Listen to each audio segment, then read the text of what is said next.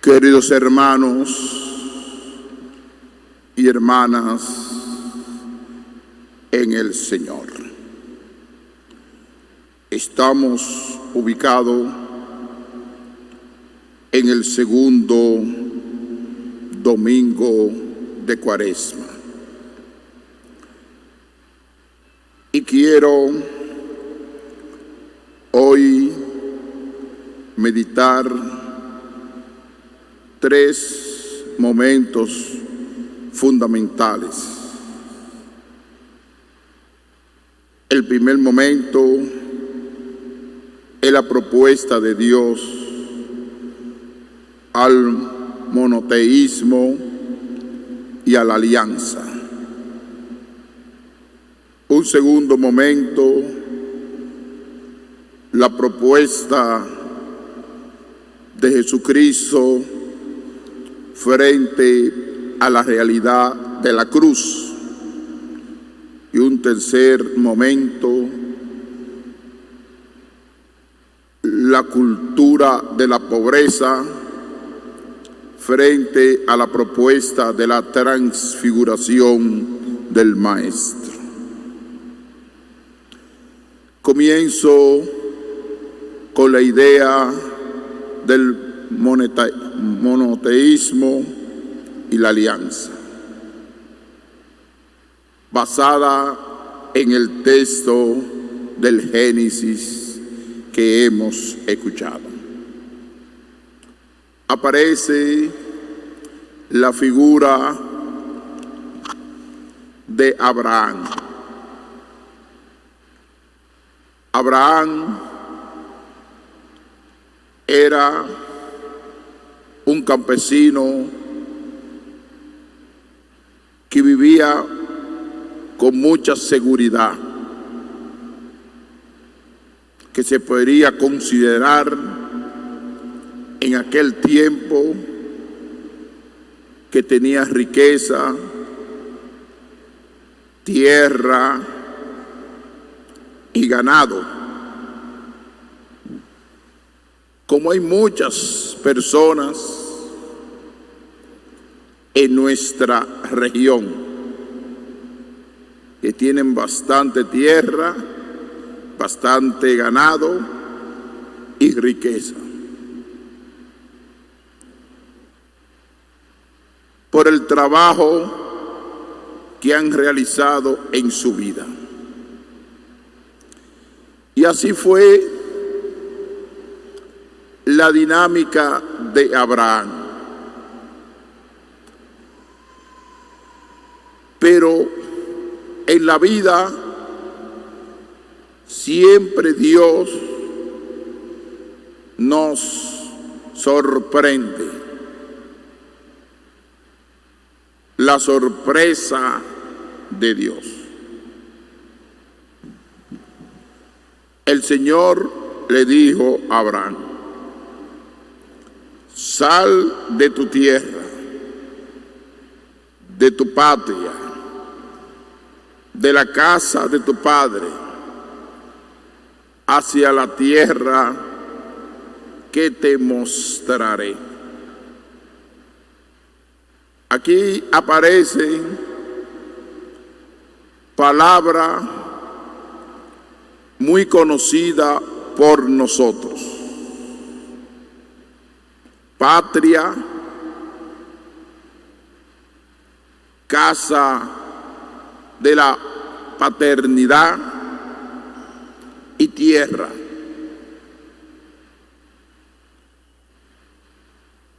Dios le quiere dar otro concepto a la tierra,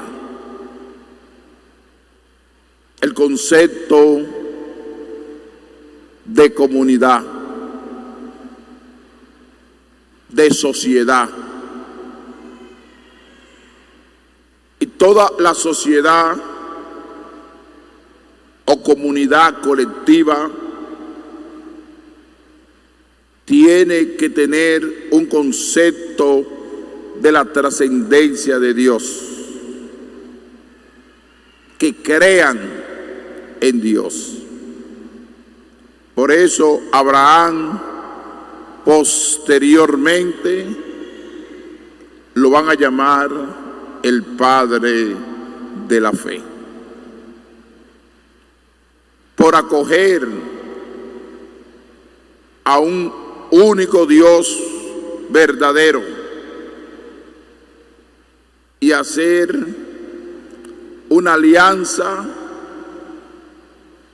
con ese gran pueblo de la descendencia de Dios, que será el pueblo de la promesa de Dios a través de la alianza. Y comienza Dios a decirle: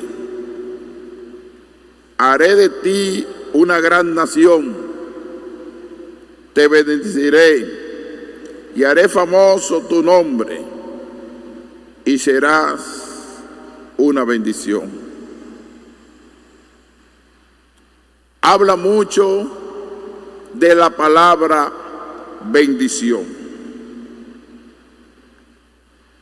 pero también dice: maldiciré a los que te maldigan, y en ti serán benditas todas las familias de la tierra.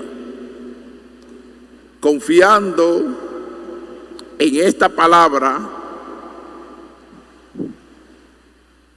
la palabra confianza en el único Dios verdadero, Abraham marchó como le había dicho el Señor. En ese camino, en el futuro, ¿qué se va a descubrir? ¿Qué va a brotar en este mundo? Va a brotar la religión monoteísta, va a brotar la alianza, y esa alianza se va a complementar con la última alianza, que es la alianza de la muerte y la resurrección de Jesucristo en el último momento de la historia. El proyecto del monoteísmo lo comenzó Abraham. El proyecto de la alianza, Dios con su pueblo, comenzó con Abraham.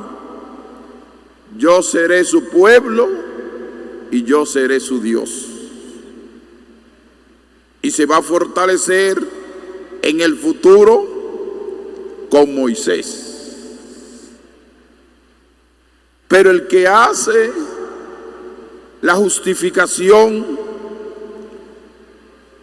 a nivel bíblico, a nivel histórico y a nivel vivencial del monoteísmo y la alianza, se llama Abraham. Y Dios cumplió la promesa de regalarle muchas tierras y un gran pueblo, que siempre en este pueblo surgirán debilidades. Surgió debilidad, pero se mantiene siempre la esencia de Dios. Para recordarle sencillamente a Abraham, en medio de la debilidad que cayó con la esclava, que es un ser humano débil, que necesita de la confianza de Dios. Pero el pecado no destruyó el monoteísmo, no destruyó la alianza del verdadero Dios. Dios pisoteó el pecado y floreció un único Dios verdadero. Y lo dice muy bonito Moisés: al único Dios que tenemos que adorar es el Dios de Israel. Y lo dice el Éxodo: yo soy el que soy y no hay otro fuera de mí. En resumen, le he dicho el concepto teológico bíblico de esta dinámica de Abraham con relación a la tierra, porque el concepto tierra para el pueblo de Israel tiene un gran contenido. Por eso, cuando se produjo la destrucción del primer templo que lo construyó Salomón, ellos construyeron sinagoga y siempre miraban a su tierra.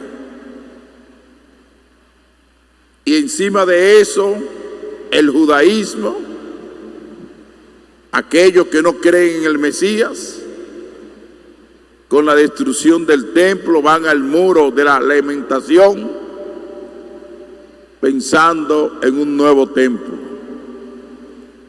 Todo tiene una dinámica teológica. Y era el concepto Dios, pueblo y tierra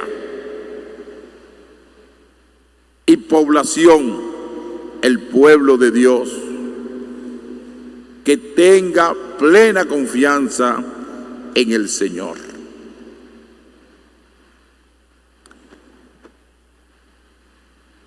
Esto está muy relacionado con el evangelio que hemos escuchado.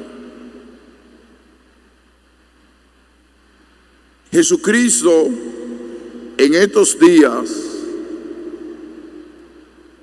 le hizo una promesa, pero esa promesa iba acompañada del signo del sufrimiento, de la desolación, de la desfiguración del Mesías, que él tenía que padecer en la cruz. El camino hacia Jerusalén, que no era un camino con muchas flores, no era un camino de confort, no era un camino de gloria en el primer momento, sino de padecimiento en la cruz.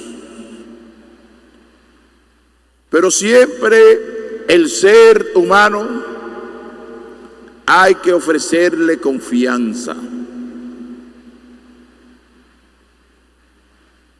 Dios le ofreció confianza a Abraham con la promesa y cumplió. Jesucristo hoy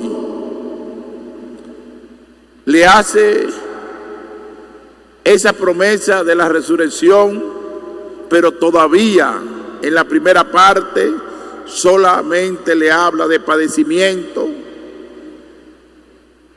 muerte, rechazo y humillación, con el concepto que ellos tenían del Mesías. Y es la dinámica que nosotros estamos viviendo en el tiempo de la Cuaresma, una constante muerte al pecado, una constantemente muerte a las descomposiciones sociales de nuestro interior.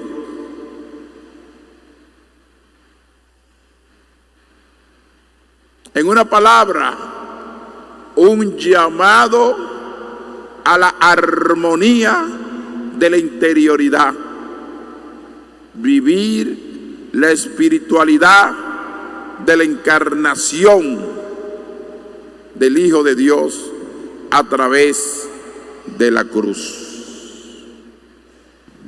Después de esta propuesta, ¿qué hace el Maestro? Dice claramente, fíjense, este evangelio se escribió aproximadamente en los años 700 después de Cristo. El evangelio de Mateo. ¿Quién plasmó la idea? Los teólogos hacen estudio, pero destacando los manuscritos de Mateo. Y este evangelio es un evangelio de muchos detalles. Primer detalle, Jesús tomó consigo a Pedro, a Santiago y a su hermano Juan.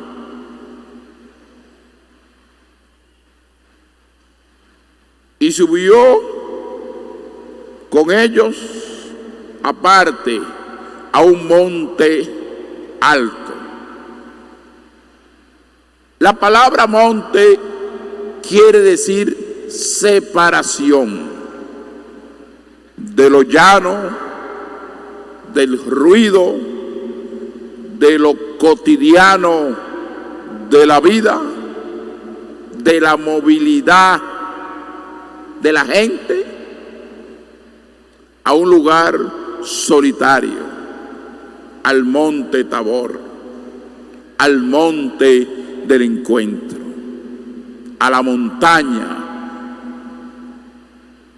Subió un alto, y la montaña quiere decir distanciarse del ruido de la ciudad e irse a un lugar silencioso. Así lo hizo Elías, y así hicieron muchos profetas de Dios. Se distanciaban a la montaña para encontrarse con la profundidad espiritual de Dios. Y en medio de ese ambiente se produjo una metamorfosis.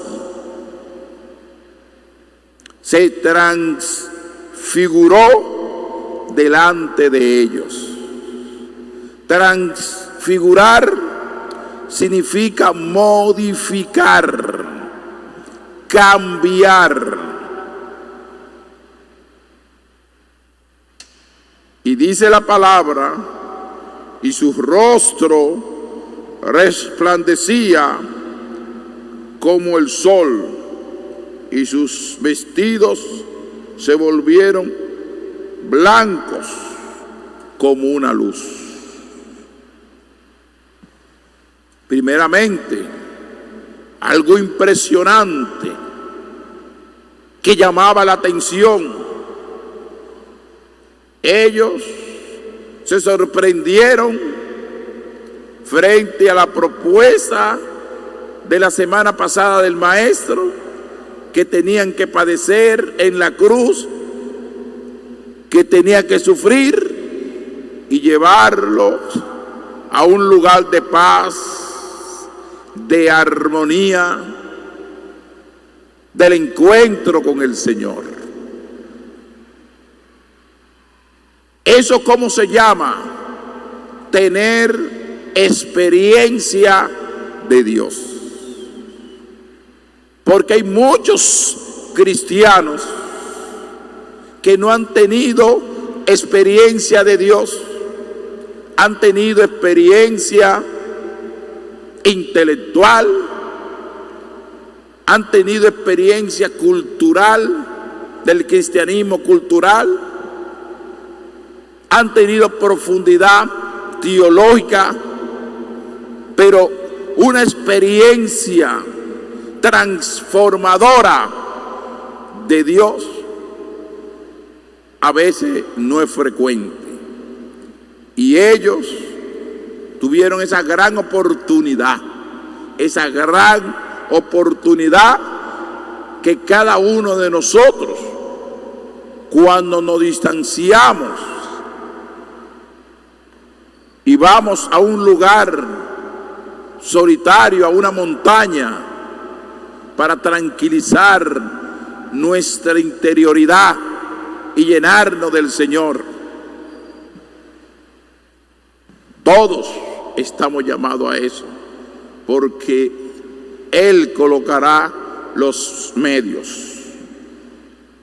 Y dice la palabra, de repente, en medio de ese ambiente de paz, de armonía y felicidad, aparece Moisés y Elías. Eran dos figuras fundamentales en el Antiguo Testamento. Moisés representa la ley y la Torá. Elías representa a los profetas. Y eso era lo que hacían el judaísmo, el estudio de la ley o de la Torá y el estudio de los profetas. Eran dos grandes líderes para el pueblo de Israel. Era lo más grande que había para Israel. Moisés y Elías. Conversando con él, los discípulos solamente contemplaban. ¿Y cuál es el signo de esa conversación entre Moisés y Elías y Jesucristo en el medio, que une el Antiguo Testamento con el Nuevo Testamento? Y Dios, a través de su Hijo, lo prolonga aquí en la tierra.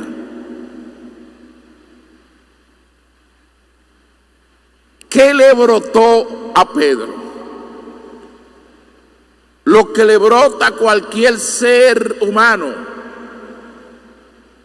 que quiere vivir una vida de confort, una vida de paz y tranquilidad, no sentir molestia, sino sentir una salud espiritual. Pedro entonces tomó la palabra y dijo a Jesús: Señor, qué bueno es que estemos aquí. Si quieres, haré 3 tiendas, una para ti, otra para Moisés y otra para Elías. Frente a la propuesta de Pedro, si ustedes hicieron un hilo conductor, no hay una respuesta de nada. Ni Dios le dijo nada sobre la propuesta, porque Pedro le estaba corriendo el sufrimiento, le estaba corriendo de volver a Jerusalén. Pero hay que ir a Jerusalén para completar lo que se llama el misterio pascual, la muerte y la resurrección de Jesucristo.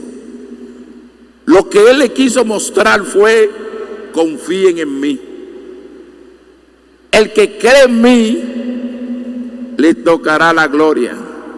El que confía en mí, irá a esa tierra prometida a Abraham, prometida a los profetas, prometida a Moisés y prometida a Elías. Pero él se va a la inmediatez, al confort. Y fíjense,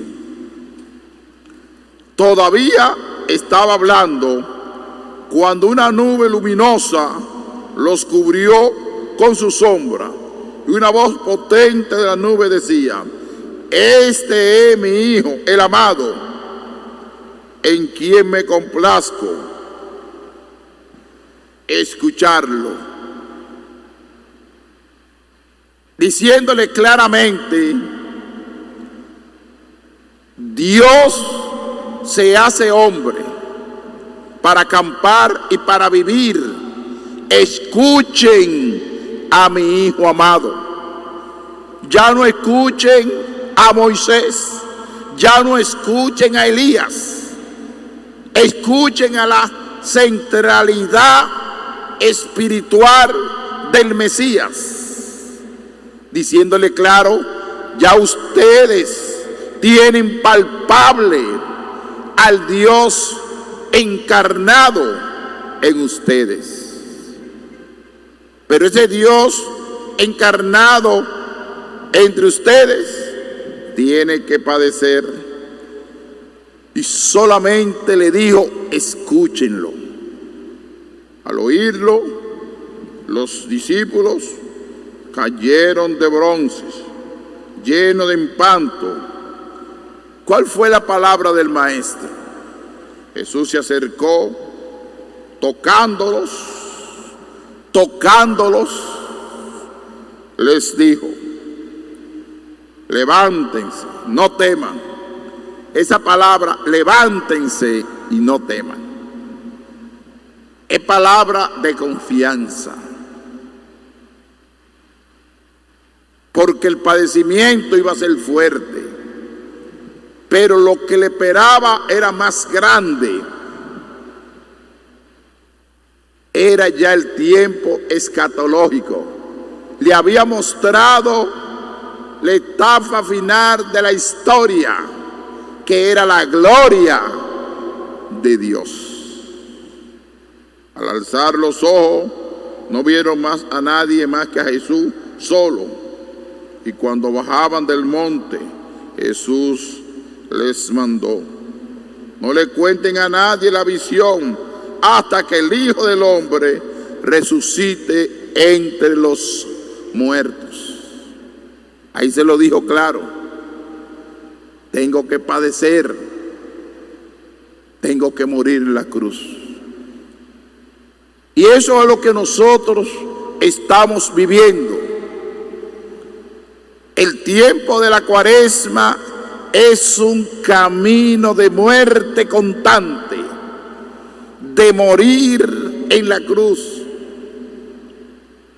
de morir de tanto padecimiento, del pecado, del desorden interior, del caos interior de nuestra vida, y volver nuestro rostro a la plena felicidad, a la plena alegría, que es confiar en Jesucristo, pero sin olvidar nunca la cruz.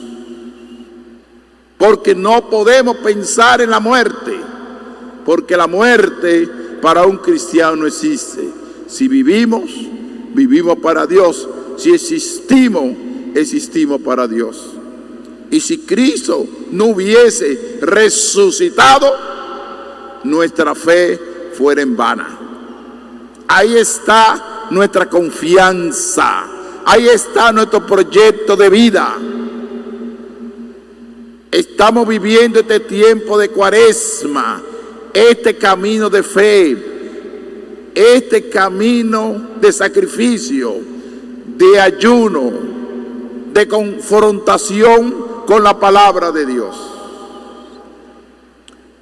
Frente a esta realidad de la transfiguración, ¿cómo nosotros podemos adaptar la vida? Pero eso es lo que nosotros predicamos, la vida. Y esta Cuaresma está compuesta por muchos elementos que van produciendo los signos de muertes para nuestra sociedad.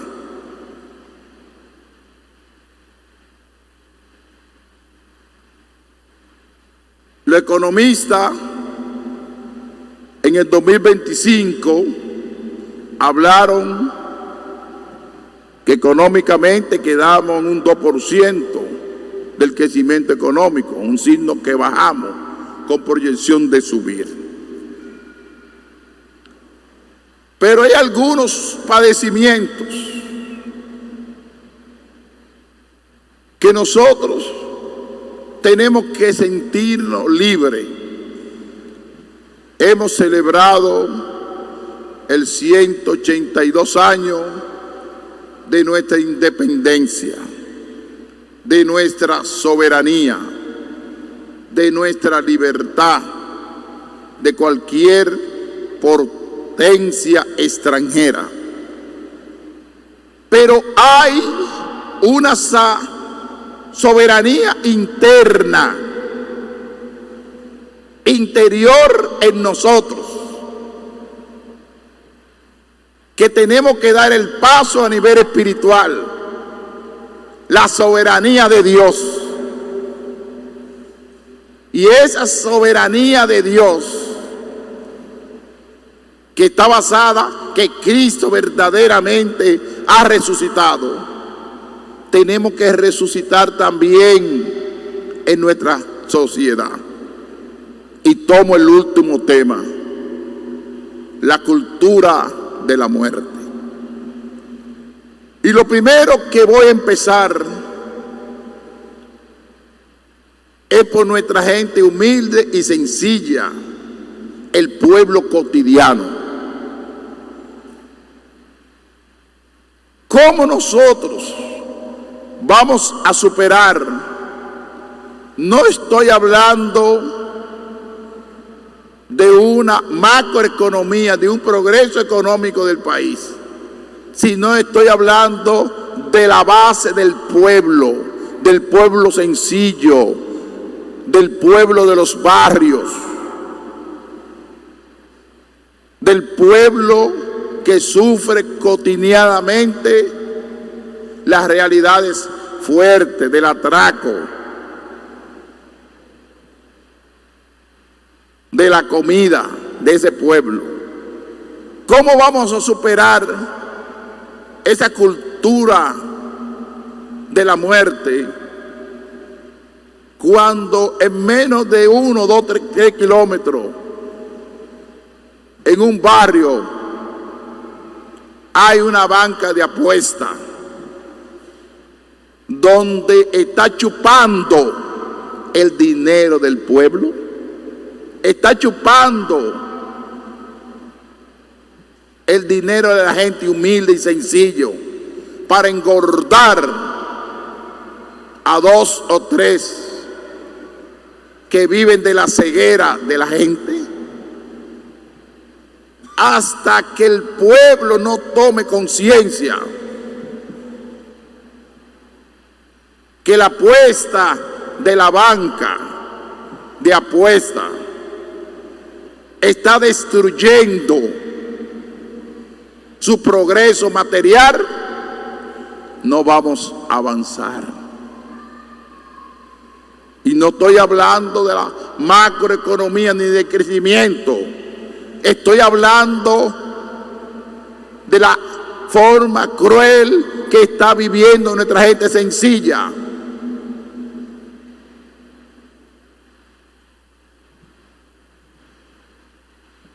¿En qué medida nosotros vamos a superar cuando nuestra juventud en un sector hay 2, 5, 7 puntos de drogas? Si no hay una transfiguración de pisotear las bancas de juego, de pisotear los puntos de droga, no vamos a recibir esa transfiguración, esa resurrección que plantea Jesucristo en este tiempo de la Cuaresma.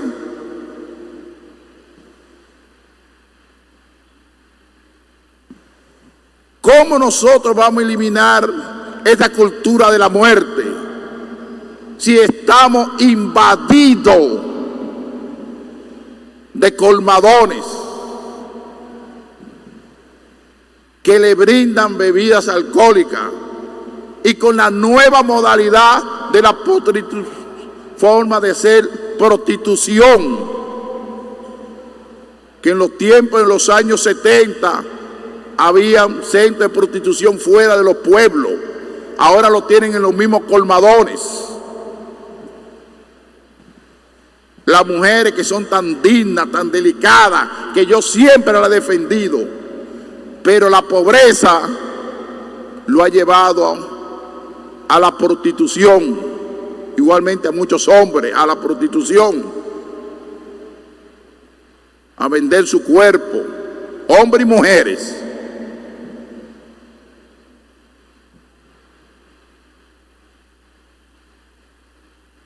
Tantas personas que viven una vida desordenada con el alcoholismo, que no superan ese vicio. Es decir, y otros males que existen, que son cultura de muerte, eso lo tenemos que ubicar en la dinámica de la Cuaresma. Morir a todos esos males y ofrecerle signo de vida, centro de formación a esa juventud en el mismo barrio, no se lo saquen de los barrios, centro de curso de informática, de internet, cancha deportiva en el mismo barrio, que eso no le cuesta tanto dinero a un Estado de Derecho. Buscarle facilidades a la juventud. Ustedes se creen que los jóvenes de los barrios pobres están viviendo una realidad fácil. Es que esos jóvenes tienen ya su conciencia consumida totalmente. Piensan menos que una hormiga. ¿Por qué? Cuando tú ves que un muchacho de 14, 16, 18 años tiene en su hombro 3 o 4 muertes, eso indica que la sociedad no anda bien.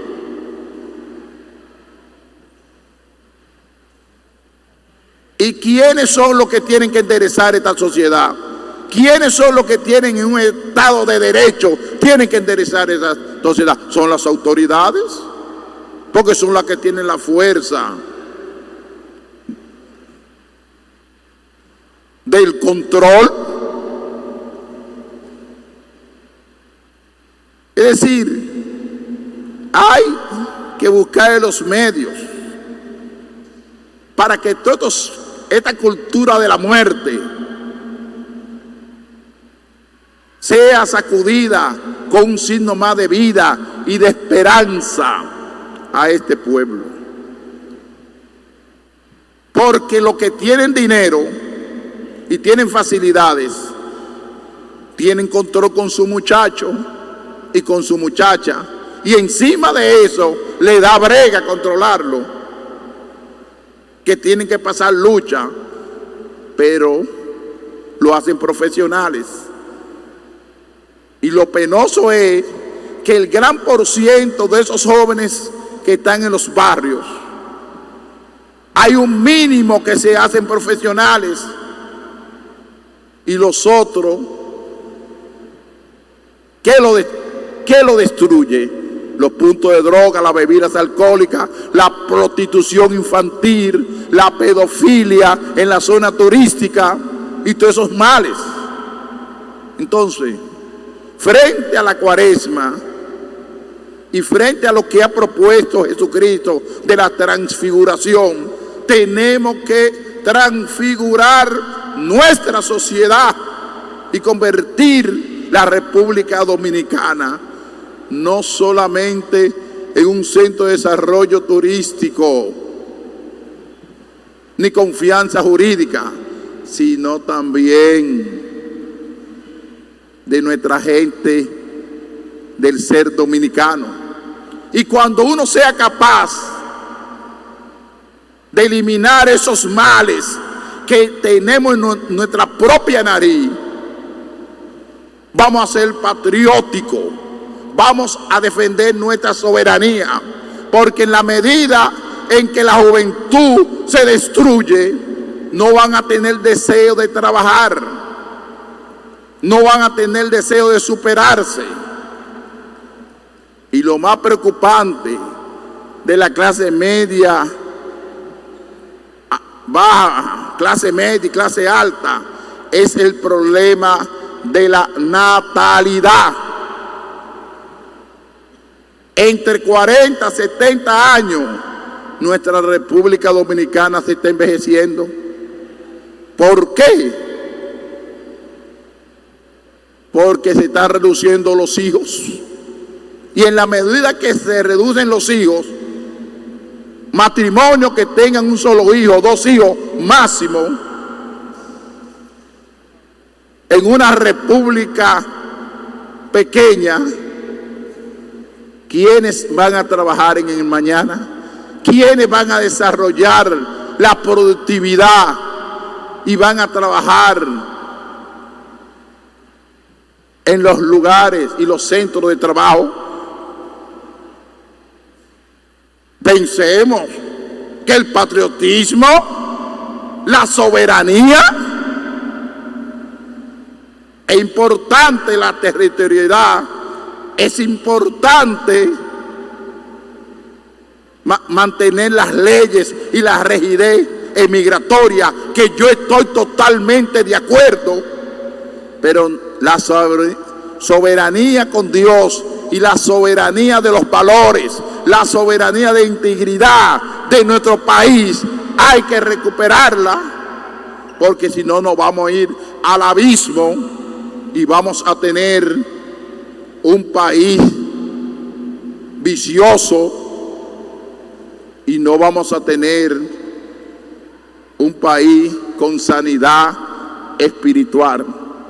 Vamos a pedir al Señor que esta Cuaresma sea un empuje para reflexionar, porque yo como sacerdote no me puedo callar frente a esa cultura de la muerte que está invadiendo la República Dominicana. Si me callo, no soy patriótico, soy un cobarde, porque ser patriótico abarca muchas cosas, abarca lo interno, abarca a nosotros, para que no nos sean manipulados y todas esas ideologías foráneas vengan a penetrar aquí y nos dominen. Pero si tenemos jóvenes íntegros, jóvenes bien formados en los barrios pobres, con centros de formación, el mundo será diferente, la República Dominicana será diferente. Y tenemos que felicitarnos. Hemos crecido, es verdad, económicamente, pero hemos crecido en los valores, hemos crecido en las virtudes, hemos crecido en la moralidad, hemos crecido en la transparencia, hemos crecido en la ética, tanto en el sector público y privado. Eso es lo que tenemos que ver.